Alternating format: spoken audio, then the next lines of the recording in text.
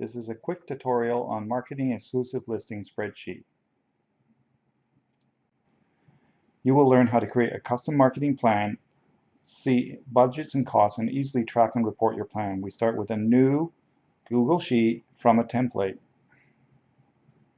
In our template library, you will find a template called Exclusive Listing Marketing Planner. You select that template and you'll get your own copy of the planner, which you can customize for each thing. You start on the Activity tab and you will see that there are a bunch of predefined activities that you can simply select. Given the ones that you select, it will create a plan along with the associated costs of that marketing plan and add it up for you. You can change the period of which you are marketing, which may impact your costs.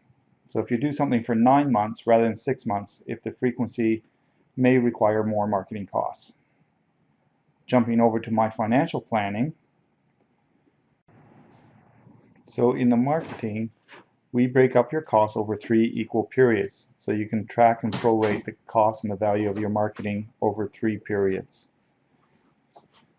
The marketing budget is shown as the value to the seller. However, if you unclick this check mark, you will get an agent budget that shows you're out of costs for each period. So if you sell faster, you pay less. Let's jump down to look at the performance. It's a similar layout. What you get here is each term, it tells you how much you planned, how many times you plan to do a certain activity, and you put in how many times you actually did it.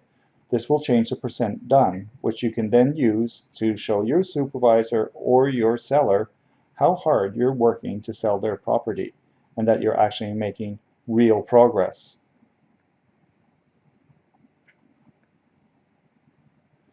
So what we learned is how to create a custom marketing plan in under 5 minutes, produce instant budgets and cost reports, and easily track your progress.